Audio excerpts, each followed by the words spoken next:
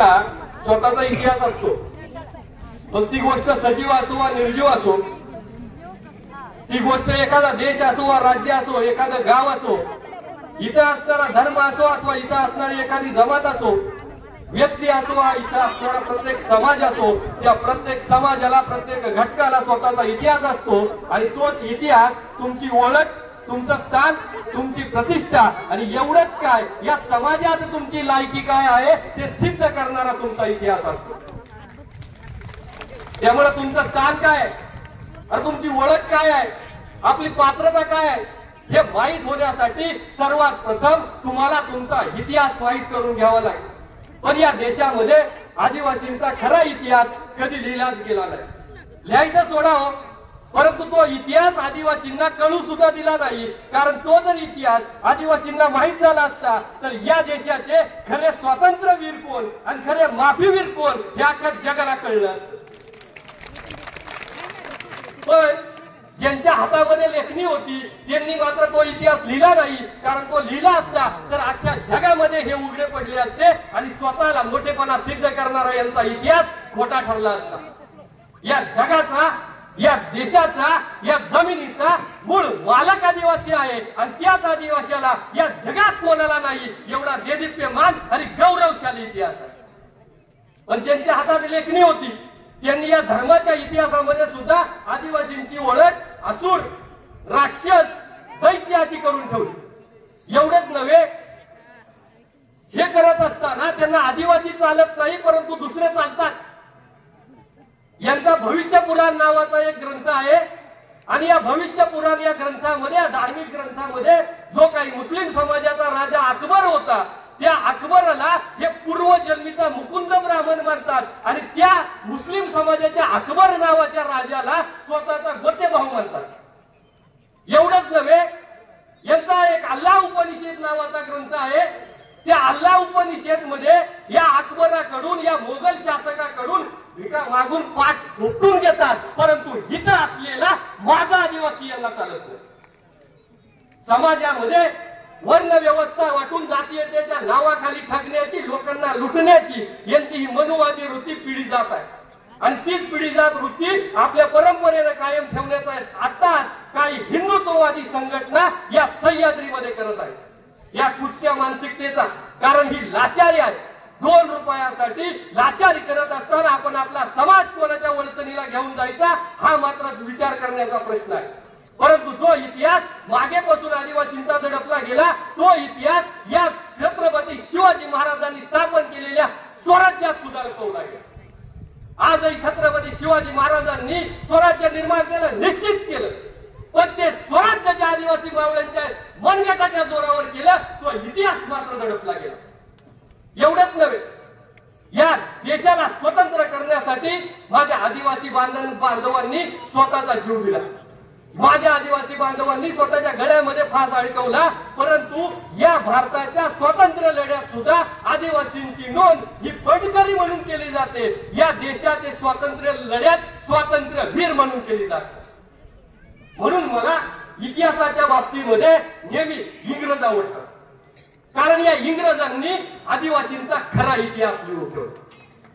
जर इंग्रज भारतामध्ये आले नसते तर आज सुद्धा माझ्या आदिवासी बांधवाला स्वतःचा इतिहास कधीच कळला नसता आणि आम्ही या देशाचे मूळ मालक आहोत असंही कधी म्हणू शकलो नव्हतो। म्हणून मी इंग्रजांचे आभार मानतो, कारण या स्वतंत्र भारताचा इतिहास सांगतो की 1857 ला मंगळ पांडेने पहिली गोळी झाडून सशस्त्र ब्रंडाची सुरुवात केली, पण त्याच इंग्रजांचा इतिहास सांगतो साहेब 1773 ला भागलपूरचा कलेक्टर ऑगस्टस क्लिव्हलँडच्या छाताडातून तीर आरपार घुसून 1773 ला तिलका माझीने या बंडाची सुरुवात केली। साहेब, या भारताचा इतिहास सांगतो इंग्रजांविरुद्ध पहिलं बंड हा इतरांनी केलं, पण याच इंग्रजांचा इतिहास सांगतो ज्या दिवशी इंग्रजांनी या भारतामध्ये पाऊल ठेवलं त्या दिवशी आमच्या जंगलाने जमिनीतून चालते व्हा म्हणून ठणकावून सांगणारा इथला पहिला व्यक्ती आदिवासी होता, इथली पहिली जमात आदिवासी होती। एवढंच नव्हे साहेब, याच भारताचा इतिहास सांगतो महात्मा गांधीजींनी 1930 ला असहकार नावाचा विचार भारतामध्ये आणला, पण साहेब इंग्रजांचा इतिहास असं सांगतो 1930 च्या आधी 35 वर्ष या झारखंडमध्ये माझ्या बिरसा मुंडांनी पहिली असहकाराची चळवळ खरी करून दाखवली, म्हणून असहकाराचे जनक बिरसा मुंडा. या भारताचा इतिहास सांगतो अंदमानच्या तुरुंगामध्ये ठेवलेल्या मोस्ट डेंजरस लोकांचा इतिहास सांगतो भारताचा इतिहास. पण इंग्रजांचा इतिहास सांगतो की ज्या वेळेला या भारतामध्ये 1 रुपयात अख्ख्या घरादाराचं रेशनिंग येत होतं, त्यावेळेला माझ्या राघोजी भांगरेंवर 5000चं बक्षीस ठेवण्यात आलं. मग या देशात मोस्ट डेंजरस कोण होत? याच इंग्रजांचा इतिहास सांगतो. या जगात असणाऱ्या 192 देशांपैकी अनेक देशांवर या इंग्रजांचं राज्य होतं.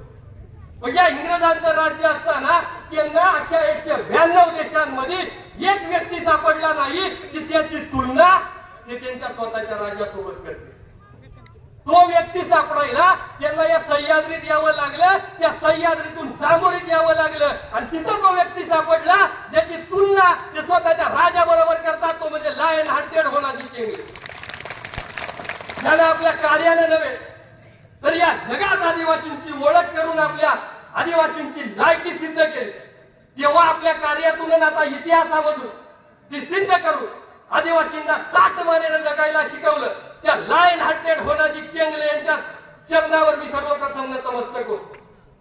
त्याचबरोबर या विचार मंचावर उपस्थित असणाऱ्या सर्व मान्यवरांना आणि होल्या केंगलेंचा वारसा पुढे चालू ठेवणाऱ्या माझ्या जांभोरी गावच्या स्वाभिमानी ग्रामस्थांना, स्वाभिमानी ग्रामस्थ एवढ्यासाठी आज एवढा मोठा स्टेज आहे, एवढा मोठा मंडप आहे, सगळ्या लोकांना जेवणाची व्यवस्था आहे. पण साहेब जांभोरीतल्या प्रत्येक व्यक्तीनं, प्रत्येक नोकरदारानं, प्रत्येक घरातनं स्वतःच्या घरातून तांदूळ आणला, पैसा आणला आणि स्वाभिमानाची लढाई इथं उभी केली. हा स्वाभिमानाचा कार्यक्रम आहे. आणि म्हणून ही स्वाभिमानाची लढाई जी होण्या केंगलेनं सुरू केली, तीच लढाई कायम ठेवणाऱ्या माझ्या जांभोरी ग्रामस्थांना माझा मानाचा जय आदिवासी. माझ्या वक्तृत्वाला सुरुवात करण्यापूर्वी काही व्यक्तींबाबत माहिती सांगणे हे मी माझं कर्तव्य समजतो. गेल्या काही 2-4 महिन्यांपूर्वी बिरसा ब्रिगेडच्या माध्यमातून जुन्नर या ठिकाणी महादेव कोळी चौथरा अभिवादन कार्यक्रम झाला, आणि या कार्यक्रमामध्ये बिरसा ब्रिगेडने सर्व आदिवासी आमदारांना विनंती केलेली होती की तुम्ही सर्वजण या बोगसांच्या लढाई विरोधात एकत्र या. आणि या सर्व आमदारांनी या समाजाचा शब्द पाळला. आदरणीय झिरवाळ साहेब असतील, भुसारा साहेब असतील, लांबटे साहेब असतील, त्यानंतर हमसादादा पाडवी साहेब असतील, तुम्ही पक्षनिष्ठे आधी समाजनिष्ठा महत्वाची आहे हे अख्ख्या महाराष्ट्राला दाखवून दिलं. म्हणून तुमचा सगळ्यांचा माझ्या समाजाला उठवाचा अभिमान. आदिवासींच्या आरक्षणावरती टपून बसलेल्या आणि त्यांचं संरक्षण करणाऱ्या या सरकारला संविधानाची भाषा शिकून, कायद्याची भाषा शिकून त्यांची बोलती ज्यांनी हिवाळी अधिवेशनामध्ये बंद केली, ते माझे प्रेरणास्थान आदरणीय सुनील भुसारा साहेब यांना समाजाच्या वतीने मी धन्यवाद देतो. कारण पहिल्यांदा विधान भवनामध्ये पहिल्यांदा आदिवासींच्या प्रश्नावरती संविधानिक मार्गाने आणि न्यायाची बाजू काय आहे ती सर्वांना सांगून त्यांनी बोलती बंद केली. इथून पुढे आमच्या ताटातलं खरकट खायची ज्याला इच्छा होईल त्यानं माझ्या भुसारा साहेबांचं भाषण ऐकायचं आणि स्वतःची लायकी तपासून पाहिजे. दरवर्षी या जांभोरी गावामध्ये लायन हार्टेड होनाजी केंगले यांच्या जयंतीचा कार्यक्रम होतो. मात्र या वर्षी या जयंतीच्या कार्यक्रमाचं स्वरूप वाढवून ते मोठं करण्यात आलं. त्याच्या मागे एवढाच हेतू होता की या जांभोरी गावामध्ये लायन हार्टेड होनाजी केंगले यांचं भव्य स्मारक व्हावं. आणि ही माझ्या संपूर्ण आदिवासी समाजाची इच्छा आहे. आणि हीच इच्छा ज्या लायन हार्टेड होण्या केंगले प्रतिष्ठानच्या माध्यमातून आम्ही पुढे घेऊन जात आहोत आणि ज्याची पूर्णपणे धुराज यांच्या कांद्यावर आहे का जे प्रत्येक वेळेला या स्मारकासाठी उभे राहिले, ते आदरणीय दिलीप वळसे पाटील साहेबांचा मी समाजाच्या वतीनं त्यांना धन्यवाद देतो. मागाशी मी इंग्रजांचं तोंड भरून कौतुक केलं, परंतु किती झालं तरी इंग्रज बाहेरचे होते. या स्वतंत्र भारतामध्ये आम्ही इंग्रजांना सोडून सामील झालो कारण आदिवासींना वाटत होतं का ते किती केले तरी परकीय आहेत आणि हे किती केले तरी सुखी आहेत. त्यामुळे परकीयांच्या राज्यात आदिवासींवर जे अन्याय झाले ते स्वकीयांच्या राज्यात या स्वतंत्र भारतात होणार नाहीत, म्हणून आदिवासी या तिरंगा झेंड्याखाली एकत्र आला. परंतु इथं सुद्धा आदिवासींच्या पोटी, आदिवासींच्या हातात फक्त निराशाच पडली. कारण स्वातंत्र्यापूर्वी माझा आदिवासी स्थलांतरिताचं जीवन जगत होता. आजही MIDC, धरण, फॉरेस्ट याच्या नावाखाली आदिवासी स्थलांतरिताचं जीवन जगतच आहे. साधारण इंग्रज काळामध्ये आदिवासींना योग्य औषध उपचार मिळत नाहीत म्हणून आदिवासी मरत होते. आजही आदिवासी मरतोच आहे. 75 वर्षापूर्वी आदिवासीला प्यायला पाणी नाही म्हणून आदिवासी मरत होता. आजही पाणी पाणी करून आदिवासी मरतोच आहे. पारतंत्र्यात असताना कड्या कपारीला डोंगर कोसळून त्या खाली आदिवासी दडपला जात होता. माळी असेल, हिरसाळवाडी असेल, इथंही त्या दरडी खाली दडपून मरणारा आदिवासीचा. स्वातंत्र्यापूर्वी आम्हाला पोटभर अन्न मिळत नाही म्हणून आम्ही मरत होतो. आजही कुपोषणाने मरणारी सर्वाधिक संख्या आदिवासींचीच आहे. अरे इंग्रज राजवटीमध्ये वैद्यकीय सुविधा मिळत नाही म्हणून माझ्या आया बहिणी डिलिव्हरी मध्ये मरत होत्या.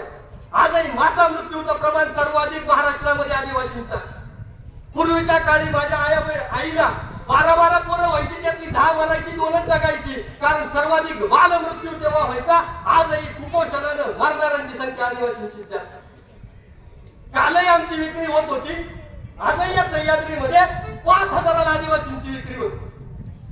कालही आमच्या डोळ्या देखत माझ्या आई बहिणीवर बलात्कार होत होते आणि आजही मणिपूरला आमच्या डोळ्या देखत आमच्यावर बलात्कार होतच आहे. हे मिळालं आम्हाला स्वतंत्र भारतात सामील होऊन. यासाठी आम्ही स्वतंत्र भारताच्या तिरंग्याखाली एकत्र आलो होतो का? पण हे कळायला आम्हाला शिक्षण लागतं. शिक्षण असेल तर आम्हाला कळेल आमच्यावर काय अन्याय अत्याचार होतात. परंतु हे शिक्षण मात्र आम्हाला कधीही स्वातंत्र्याच्या आधी मिळालं नाही आणि स्वातंत्र्यानंतर सुद्धा नाही. जो दलित समाज आहे त्या दलित समाजाला स्वातंत्र्याच्या आधीच माझ्या बाबासाहेब आंबेडकरांनी शिक्षणाची दार उभी करून दिली आणि भारत स्वतंत्र झाला आणि 1960 ला माझा दलित बांधव क्लास 1च्या पोस्टवर होता. कारण त्याला स्वातंत्र्य आधी शिक्षण मिळालं. पण आदिवासींना मात्र स्वातंत्र्य झाल्यानंतर 30 ते 40 वर्ष या शिक्षणाची वाट पाहावी लागली. कारण या देशाला स्वातंत्र्य झाल्यानंतर अत्यंत महत्वाचे प्रश्न सोडवायचे होते. अत्यंत महत्वाचे, जे आदिवासींच्या शिक्षणापेक्षा महत्वाचे नव्हते. आम्हाला मोठमोठे कारखाने उभारायचे होते आदिवासींच्या जमिनीवर. आम्हाला मोठमोठी विमानतळ उभी करायची होती आदिवासींच्या जमिनीवर. आम्हाला मोठमोठे रस्ते, रेल्वे मार्ग टाकायचे होते आदिवासींच्या जमिनीवर. आम्हाला फॉरेस्टच्या नावाखाली जमीन ताब्यात आणायची होती आदिवासींची. एवढंच नव्हे, आम्हाला धरणं बांधायची होती आदिवासींच्या जमिनीवर. आणि मग जर तुम्हाला स्वातंत्र्य मिळाल्यानंतर लगेच शिक्षण दिलं असतं तर तुम्ही तुमच्या जमिनी त्यांना दिल्या असत्या नसत्या. आणि म्हणून स्वातंत्र्यानंतर आदिवासींच्या आयुष्यात शिक्षणाची पाठ व्हायला 30 ते 40 वर्ष लागली. साहेब 80-90च्या दशकामध्ये आश्रमशाळा आल्या आणि मग माझा आदिवासी शिकायला. हे मिळालं आम्हाला स्वातंत्र्यानंतर. म्हणजे ज्या वेळेला या भारतातला व्यक्ती चंद्रावर जायची स्वप्न पाहत होता तेव्हा माझा आदिवासी 12 खडी आणि करत होता. मग तेव्हा स्थापन झालेल्या आश्रमशाळांची संख्या आजपर्यंत शासनाने वाढवली नाही. जी संख्या तेव्हा होती तेवढी संख्या आजही कायम आहे. आश्रमशाळांच्या इमारती दर्जेदार होण्यासाठी इथलं शासन धोरण असतं, पण आदिवासींची डोकी नांगरायचं जेव्हा धोरण मात्र आखत. याच्यावरून आपल्या लक्षात येईल या शासनाला आदिवासी खरंच शिक्षित करायचा आहे. आज तळेघरला 11वी 12वीची आणि पोखरी डेन्याला 13वी 14वी 15वीची सुविधा झाली आणि माझा भीमाशंकर खोऱ्यातला आदिवासी पोरगा इथं घरी राहून काम करून शिकायला लागला. पण साहेब औफे खोऱ्यामध्ये आजही 11वी 12वीची सुविधा नाही. ही 11वी 12वीची सुविधा नसल्यानं ज्या पोरांचा घोडेगाव मंचरला नंबर लागत नाही त्या मुलांवरती घरी राहण्याची वेळ येते. एवढंच नव्हे साहेब, माझ्या बहिणींना मात्र घरातच धुणी भांडी करावी लागत आहे. आणि म्हणून आमची विनंती आहे तुमच्याकडे बिरसा ब्रिगेडच्या माध्यमातून त्या औफ्याला याच वर्षी जून पर्यंत 11वी 12वीचे वर्ग सुरू झाले पाहिजे, तेव्हाच माझा पोरगा शिकेल. पण साहेब इथेही परत घोटाळा. ज्या वेळेला पूर्व भागातली पोरं A for apple, B for ball, C for cat करतात तेव्हा माझी पोरं अरे ऐसा करतात. कालपर्यंत आमची ऐपत नव्हती, पण आता काही का होईना थोडीफार ऐपत झाली ना. आम्हालाही वाटतं आमचं पोरग इंग्रजी माध्यमाच्या शाळेत शिकलं पाहिजे, परंतु साहेब आपल्या दोन्ही खोऱ्यामध्ये इंग्रजी माध्यमाच्या शाळेची सुविधा नाही. साहेब तालुक्याचे आदरणीय खासदारांनी लांडेवाडीमध्ये भैरवनाथच्या माध्यमातून खालील लोकांना आणि आपण स्वतः नालंदाच्या माध्यमातून खालील लोकांना इंग्रजी माध्यमात शिक्षण दिलं. या संस्थांमध्ये माझा खाली कोडेगावला स्थायिक झालेला आदिवासी शिकतोय, परंतु इथं राहणाऱ्या मात्र आदिवासींना साहेब शिक्षणाची सुविधा नाही. आम्ही तुमच्या बरोबर खांद्याला खांदा लावून काम करायला तयार आहोत, आमच्या खिशातला पैसा द्यायला तयार आहोत, जमीन द्यायला तयार आहोत, पण 21व्या शतकात माझ्या पोराला इंग्रजी माध्यमाचं शिक्षण इथंच मिळायला पाहिजे, कारण ती आजच्या काळाची गरज आहे साहेब. जी अवस्था आमच्या शिक्षणाची, तीच अवस्था आमच्या रोजगाराची, तीच अवस्था आमच्या पाण्याची. आदिवासी भागामध्ये रोजगार नाही म्हणून याच जांभोरी गावातली 25 ते 30 पोरं मंचरला कामाला जातात, पहाटे 4 वाजता उठून रात्री 11 वाजता झोपायला येतात. त्यांना जर इथं रोजगार मिळाला तर माझी पोरं तिथपर्यंत कामाला जाणार नाही. परंतु जोपर्यंत आमच्या शेतीला पाणी मिळत नाही तोपर्यंत आमच्या रोजगाराचा प्रश्न सुटू शकत नाही. पाणी हाच आमच्या रोजगाराचं माध्यम आहे. पण साहेब इथं पुढे कड्यावरती गेलं तर पाणी दिसतं पण ते शेतात येत नाही. म्हणजे फक्त त्या धरण उशाला कोरड घ्यायला तशी अवस्था आदिवासी गेल्या 20-40 वर्षापासून बघत आहे. डिंबे धरणाचं पाणी जर इथून सोलापूर पर्यंत गेलं, परंतु ते आदिवासीच्या दारात पोहोचत. हे पाणी पोहोचवण्यासाठी कळमजाई उपसा सिंचनच्या माध्यमातून त्या ठिकाणी ही योजना आदिवासींच्या दारात पाणी आणण्याची योजना ही पूर्णत्वाला जात आहे. परंतु ही योजना म्हणजे आदिवासींच्या तोंडाला पुसलेली पानं आहे. ज्यांच्या जीवावर हे धरण झालं, त्यांच्या शेतीला पायपानं पाणी आणि ज्यांचा त्या धरणामध्ये काळीचा वाटा नाही त्यांना केनालला पाणी, ही भूमिका बिरसा ब्रिगेडला मान्य नाही. साहेब आम्हाला पाणी मिळालंच पाहिजे. कळमजाई उपसा सिंचनला आमचा विरोध नाही, परंतु आदिवासींच्या शेतात पाणी पाटा न फिरायला पाहिजे, भले अजून 2 वर्ष लागतील. डिंबे धरणामध्ये माझ्या आदिवासींनी काय त्याग केला तो शब्दात मांडणं अशक्य आहे. या धरणामध्ये 95% जमिनी आदिवासींच्या गेल्या. पोटच्या पोरापेक्षा माझ्या आदिवासीला जमीन महत्वाची आहे. पण साहेब डिंबे धरण एकमेव असेल का ते बांधताना माझ्या एका सुद्धा आदिवासीने साधं मोर्चा सुद्धा काढला, कारण आमच्या बरोबर आमच्या बांधवांना पाण्याची गरज भागणार आहे. ही भूमिका आमची पहिल्यापासून होती आणि आजही आहे. परंतु ज्याने त्या धरणातून स्वतःची घरदारं मोडली, ज्याने स्वतःचा संसार सोडला, ज्याने उपरेपणा सहन केला, त्या लोकांना पुनर्वसन केलेल्या लोकांना आजही सोयी सुविधांसाठी आंदोलन करावं लागत आहे. ही नक्की शोकांतिकेची बाब आहे. पुनर्वसन गावांना धरणासाठी जेव्हा उठवलं तेव्हा या सरकारनं त्यांना 14 प्रकारच्या सुविधा देऊ असं सांगितलं होतं. त्या 14 पैकी 4च सुविधा धरणाकाठच्या लोकांना आजपर्यंत मिळाल्या. एवढंच नाही, धरणामध्ये गोलपसाहेब 350 लोकांच्या जमिनी गेल्या ज्यांना अजूनपर्यंत जमीन मिळाली नाही. कारण काही असतील गोलपसाहेब, पण जर शासनाला माझ्या 350 लोकांना जमिनी देता येत नसतील तर धरणातल्या माझ्या समाजाच्या जमिनी परत देऊन टाक. या जमिनी काही फुकट गेलेल्या नाहीत, आमचा प्राण तिथं गेलेला आहे. त्यामुळे त्या 350 लोकांवरती आपल्याला काम करावंच लागेल आणि त्यांना त्यांच्या हक्काची जमीन आपल्याला आणून द्यावीच लागेल. पण धरणाच्या पाण्याचा विषय काढला की बोलणाऱ्याच्या बाबत लगेच आमच्या आदरणीय नामदार साहेबांचे कान भरायची कामं केली जातात. जो बोलतो आहे त्याचं अर्धवट बोलणं ऐकलं जातं आणि लगेच नामदार साहेबांना सांगितलं जातं. नुकत्याच झालेल्या जुन्नरच्या कार्यक्रमामध्ये साहेब मी धरणाचं पाणी आदिवासींना मिळत नाही असा मुद्दा मांडला होता आणि तो मांडत असताना साहेब मी सांगितलं होतं 30-40 वर्ष निवडून आलेले एक आमदार दर पंचवार्षिकला लोकांना शब्द द्यायचे की मी पुढच्या पंचवार्षिकला तुमच्या शेतामध्ये पाणी आणेन, आणि हीच गोष्ट आमच्या नामदार साहेबांवर कान भरणाऱ्यांनी टाकून दिली. पण ते एवढे हलक्या कानाचे आहेत की त्यांना माझी विनंती आहे, माझं भाषण आजही इथे लावा. मी म्हणलं होतं की या पश्चिम महाराष्ट्रामध्ये राहणारे आमदार पुणे जिल्ह्यामध्ये राहणारे आमदार नव्हे, आणि पश्चिम महाराष्ट्रामध्ये पुणे, सातारा, सांगली, कोल्हापूर जिल्हे येतात हे कदाचित हे काम करणाऱ्यांना माहिती.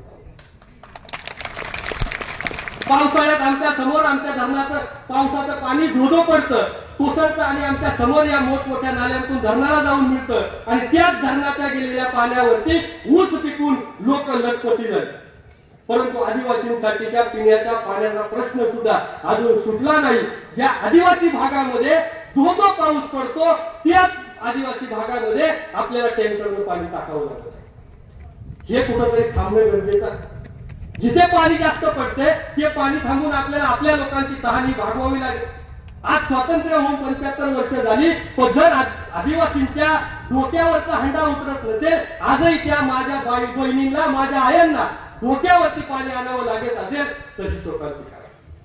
आजही साहेब औफे खोऱ्यामध्ये आपण गेलात तर औफे खोऱ्यामध्ये असणाऱ्या कित्येक गावांना आजही पाईपानं पाणी येत नाही, त्यांना डोक्यावर पाणी आणावं लागतं आणि हे आपल्याला सगळ्यांना मिळून साहेब थांबवलं.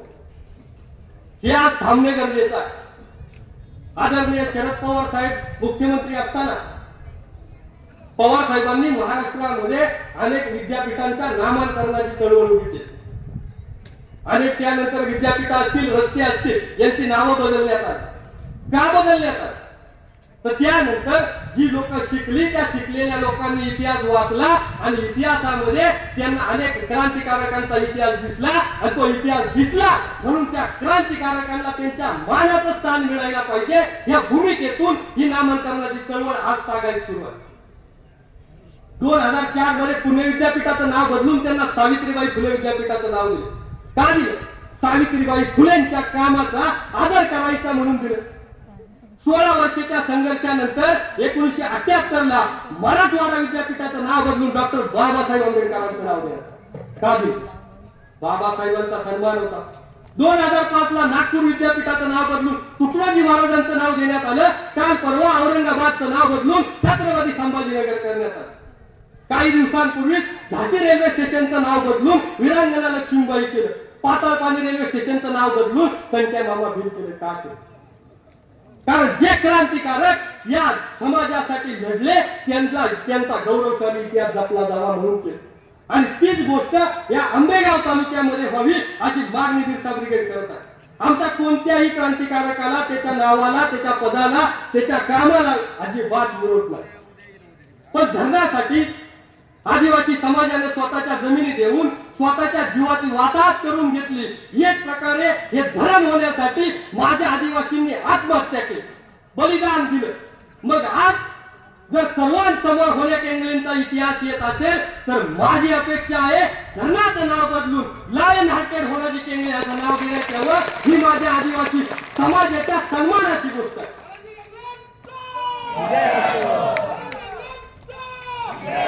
हा जातीयवादाचा प्रश्न नाही. हा जातीयवादाचा प्रश्न नाही.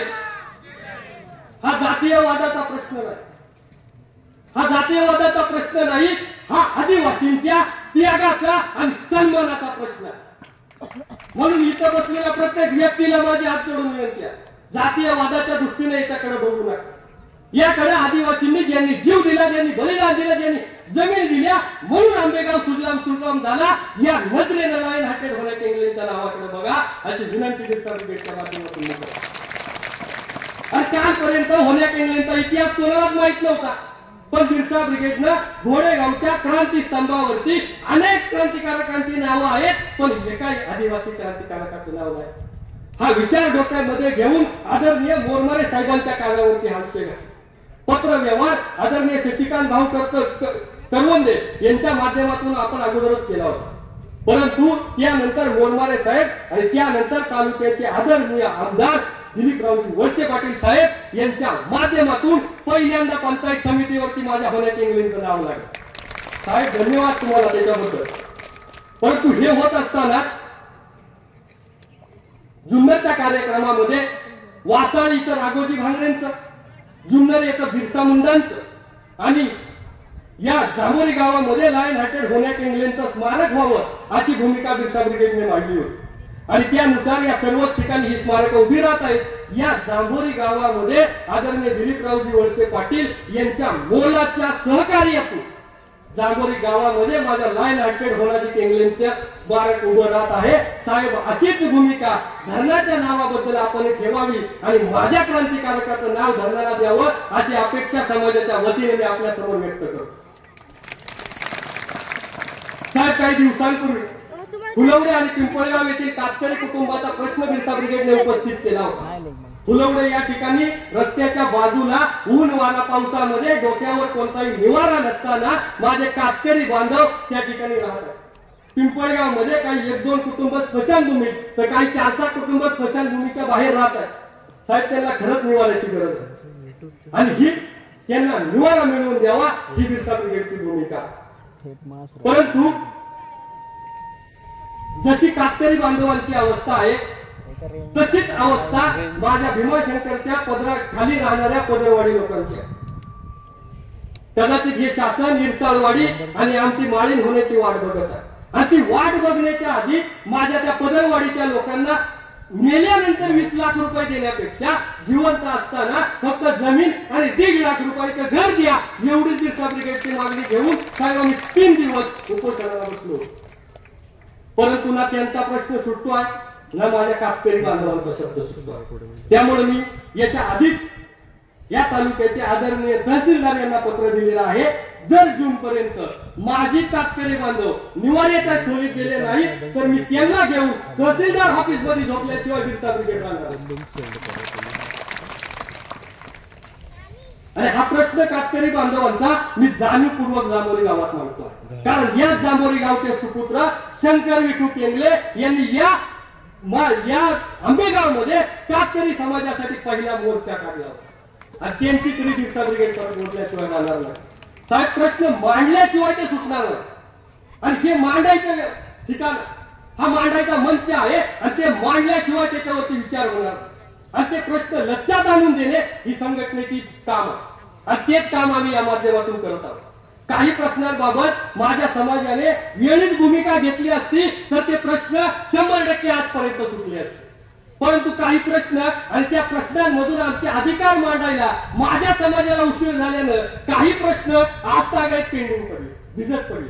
आणि त्यातला एक प्रश्न म्हणजे आदिवासींचा भीमाशंकरवरती असणारा अधिकार. ज्या अधिकारासाठी समाज आज कायद्याची आणि रस्त्यावरची लढाई लढत आहे तीच लढाई आदरणीय दिलीपरावजी वळसे पाटील साहेब अध्यक्ष असताना केली असती तर कधीच देवस्थान ट्रस्ट मध्ये साहेबांनी आपल्याला घेतलं असतं. परंतु साहेब आपण अध्यक्ष असताना माझ्या समाजाला कधीही तुझा भाव वाटला नाही. तुम्ही म्हणजे आम्ही हाच भाव आमच्या मनात होता म्हणून कधी देवस्थानवरती आम्ही मोर्चा काढला. पण आज मात्र आमच्या मनामध्ये प्रचंड वागणूक जी आम्हाला तिथं दिली जाते ती अत्यंत खराब. तिथं आमचा सन्मान होत नाही, तिथं आम्हाला विचारलं जात नाही, आमचा अधिकार मिळत नाही. म्हणून बिरसा ब्रिगेडला मोर्चा काढायची वेळ, म्हणून माझ्या समाजाला भांडायची वेळ आली. आपण असताना कधी आम्हाला वाटलं नाही का ते देवस्थान दुसऱ्यांचा. ही भूमिका आपण समजून घेऊन या प्रश्नाला न्याय मिळवून द्या. काही दिवसांपूर्वी या 12 ज्योतिर्लिंगापैकी एक असणाऱ्या भीमाशंकर या ठिकाणी जागृत देवस्थानाच्या ठिकाणी तिथल्या पुजाऱ्यांनी एकमेकांच्या डोक्यात कळशा घालून माझ्या बापाचा म्हणजे महादेवाचा अपमान केला आणि म्हणून माझ्या आदिवासी समाजानं त्याच्या विरोधामध्ये पायी मोर्चा काढला. मोर्चाच्या आदल्या दिवशी रात्री 8 वाजेपर्यंत त्या जागेला कोणाचाही विरोध नव्हता. प्रशासनाचे अधिकारी आमच्या बरोबर फिरत होते पण कोणी म्हणलं नाही का त्या मोर्चाच्या ठिकाणाच्या जागेला आमचा विरोध आहे. परंतु साहेब रात्री 8 वाजता कायदा सुव्यवस्थेचा प्रश्न निर्माण होतो, जातीय तेढ निर्माण होते असं सांगून प्रशासनानं माझ्या आदिवासी समाजाने काढलेल्या त्या मोर्चाच्या ठिकाणाला परवानगी नाकारली. या प्रशासनाला अचानक 8 वाजता कोणता साक्षात्कार झाला आणि प्रशासनाला कळलं आणि तिथं जातीय तेढ निर्माण होणार. ही बदललेली जागा माझ्या आदिवासी समाजाचा अपमान आहे आणि त्याचा उठारेटा एक दिवस काढल्याशिवाय माझा समाज राहणार नाही. या भीमाशंकर मध्ये थोर पुरुषांचा अपमान करणारा आंब्यावाला बाबा येतो. आंब्यावाला बाबा आणि या आंब्यावाल्या बाबाला तिथं येऊन हा बाबा नंग्या तलवारी नाचवतो. आमच्या जवळ त्याचं रेकॉर्डिंग आहे. त्यावेळेला प्रशासन शांत झोपा काढतं. त्या बाबाला त्या ठिकाणी संरक्षण पुरवतं. तेव्हा जातीय तेढ निर्माण होत नाही. पण आदिवासींनी काढलेल्या मोर्चाला जातीय तेढ निर्माण होत. आमचं देवस्थान असताना त्यावरती बलुतेदार राज्य करतात. त्यावेळेला दोन समाजात तेढ निर्माण होत. आमचं भीमाशंकर असताना देवस्थानचा अधिकार त्यांनी घ्यायचा, ट्रस्ट ताब्यात त्यांनी घ्यायची, देवस्थान मध्ये निर्माण होणारा रोजगार त्यांनी लाटायचा. त्यावेळेला जातीय तेढ निर्माण होती.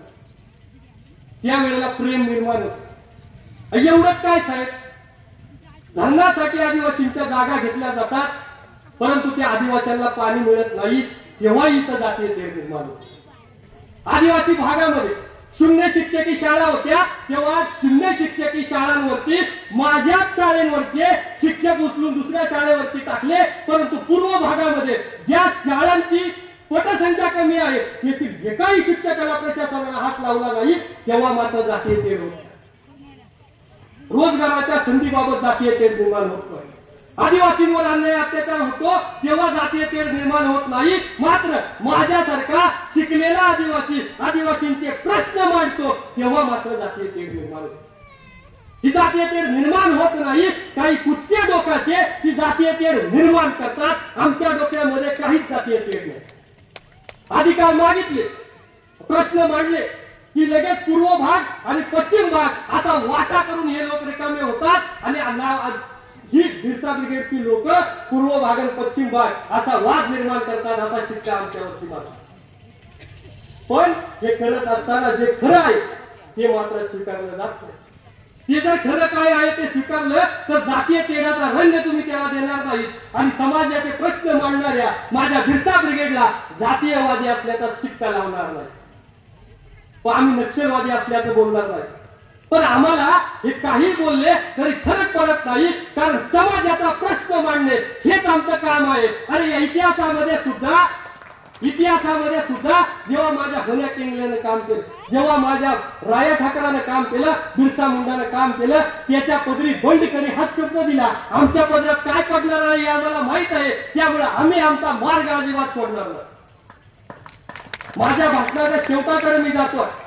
सध्या इलेक्शनचं वारं सगळ्या महाराष्ट्रामध्ये वाहत आहे. त्यामुळे ज्यांना आयुष्यात कधी विकासाच्या मुद्द्यावर इलेक्शन लढवता आलं नाही असे काही पक्ष आणि त्यांची पिलावळ ही धर्माधर्मामध्ये जातीमध्ये आदिवासींमध्ये भांडण लावायची कामं करत आहे.